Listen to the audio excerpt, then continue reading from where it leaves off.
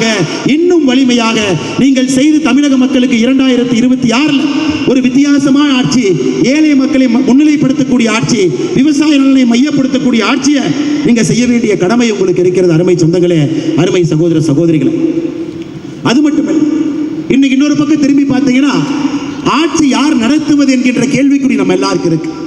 முதலமைச்சர் இருக்காரா? முதலமைச்சரார் ஒரு கூட்டத்தில் பேச முடியுதா? முதலமைச்சருடைய திறன், ஒரு முதலமைச்சருக்கு எவ்வளவு திறன் இருக்க வேண்டுமோ அவ்வளவு திறன் முதலமைச்சருக்கு இருக்கா? முதலமைச்சருடைய டெசிஷன் மேக்கிங் எபிலிட்டி காம்ப்ரமைஸ்டா இருக்கா? இதையெல்லாம் தமிழக மக்கள் கேள்வி கேட்க வேண்டிய நேரம் இப்ப வந்திருக்கு. ஒரு முதலமைச்சர் என்பவர் ஏகப்பட்ட முடிவுகளை எடுக்கக்கூடிய சொந்தக்காரர். ஐயா சிவராஜ் சௌஹான் அவர்கள் நீங்க பாருங்க, ஒரு சின்ன பையனை போய் துள்ளி கொடுத்து விளையாண்டு கொண்டிருக்கின்றார். மேடையில் ஏறுறதை நீங்க பார்த்தீங்க. அவருடைய உடல் வலிமையை பாருங்க, என்ன மன வலிமையை பாருங்க. ஒரு முதலமைச்சருக்கு முடிவெடுக்கக்கூடிய திறன் எப்பொழுதும் இருக்கணும். இன்னைக்கு தமிழகத்தில் சாதாரண மக்கள் கேட்பது, நம்முடைய முதலமைச்சருக்கு முடிவு எடுக்கக்கூடிய திறன் இருக்கா? Is his decision making process compromised? Is he healthy? அவரால் தமிழகத்தை வழிநடத்த முடியுமா என்கின்ற கேள்வி இன்னைக்கு பட்டி தொட்டியில் எல்லோரும் கேட்க ஆரம்பித்து விட்டார்கள். ஆனால் திராவிட முன்னேற்ற கழகம் அதை பற்றி பதில் சொல்வதற்கு தயாராக இல்லை. இன்னைக்கு முதன்மை செயலாளர்களாக யார் இருக்கின்றார்களோ, இரவு நேரத்திலே கோப்புகளை எடுத்துக்கொண்டு முதலமைச்சருடைய மருமகனை ஈசிஆர் இல்லத்திலே சென்று சந்திக்கின்றார். அந்த கோப்பை எல்லாம் ஆராய்ந்து பரிசீலித்து என்ன செய்ய வேண்டும் என்கின்ற நடவடிக்கை எல்லாம் முதலமைச்சர் அலுவலகத்திற்கு வெளியே மக்களால் தேர்ந்தெடுக்கப்படாத ஒரு கும்பல் அந்த கோப்புகளுக்கெல்லாம் டைரக்ஷன் கொடுக்கிறாங்க. இந்த கோப்புகள் என்ன செய்யணும், இதை என்ன செய்ய வேண்டும் என்று. அதனால்தான் நம்முடைய முதலமைச்சர் அவர்கள் ஒரு பொம்மை முதலமைச்சராக அமர்ந்துவிட்டு பொம்மை முதலமைச்சராக எழுந்து சென்று விடுகின்றார். அதனால்தான் அவருக்கு காவல்துறையின் மீது கட்டுப்பாடு இல்லை.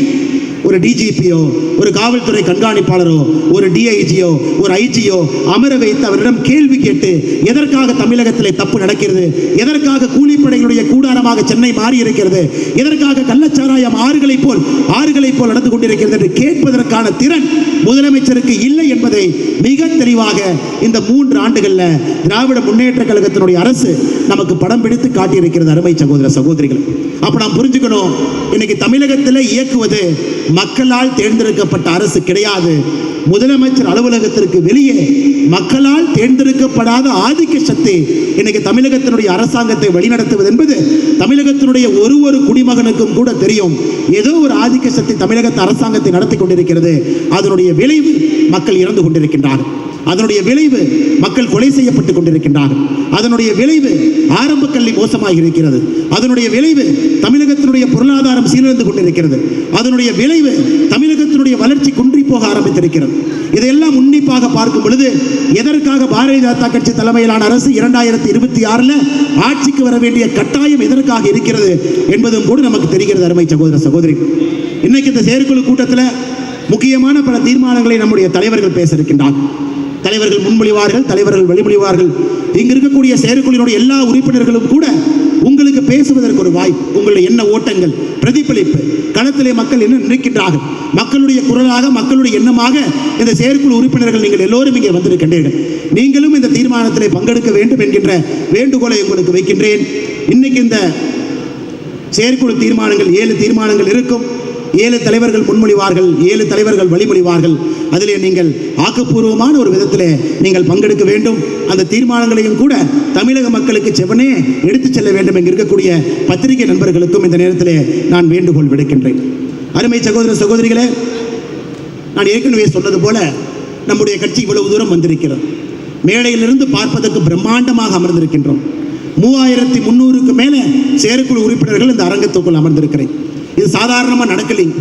ஒரு ஊரில் ஒருத்தர், ஜனசங்க காலத்தில் ஒருத்தர், அந்த ஊரில் அவங்களை அவமானப்படுத்தப்பட்டாலும் கூட தனியாக இருந்து கட்சிக்காக 30-40 ஆண்டுகள் போராடி அந்த ஒருவர் 2 பேர்த்த சேர்த்து, 2 பேர் 5 பேர்த்த சேர்த்து, 5 பேர் 10 பேர்த்த சேர்த்து இன்னைக்கு ஒரு ஆலமரமாக பாரதிய ஜனதா கட்சி தமிழகத்தில் வளர்ந்து நிற்கின்றோம்.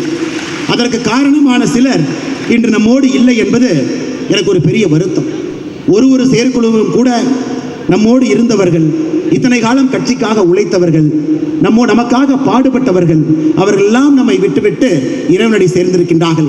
அவர்களையும் கூட இந்த செயற்குழுவில் அவர்களுடைய ஞாபகத்தை உங்கள் முன்னால் பகிர்ந்து அவர்களுடைய ஆன்மா சாந்தி அடைய, அவர்களுடைய ஆன்மா எப்பொழுதும் கூட ஆண்டவனுடைய நிழலில் இளைப்பாற வேண்டும் என்று இந்த செயற்குள் அவர்களுடைய பெயரையெல்லாம் உங்கள் முன்னால் சொல்லுகின்றேன்.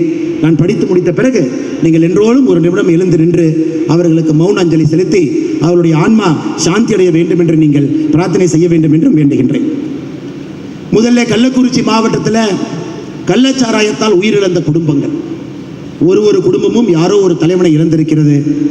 கன்னியாகுமரி மாவட்டத்தினுடைய நம்முடைய முதல் சட்டமன்ற உறுப்பினராக இருந்து தன்னுடைய சொத்தை எல்லாம் கொடுத்துவிட்டு தனி ஒரு மனிதனாக வசித்து வந்த ஐயா வேலாயுதம் அவர்கள், தூத்துக்குடி வடக்கு மாவட்டம் சிறுபான்மையினருடைய மாவட்ட தலைவர் ஜெபக்குமார் அவர்கள், மதுரை நகர் தரவுத்தள மேன்மாண்மை பிரிவு மாவட்ட துணைத் தலைவர் பன்னீர்செல்வம் அவர்கள், மதுரை மேற்கு மாவட்ட முன்னாள் மாவட்ட தலைவர்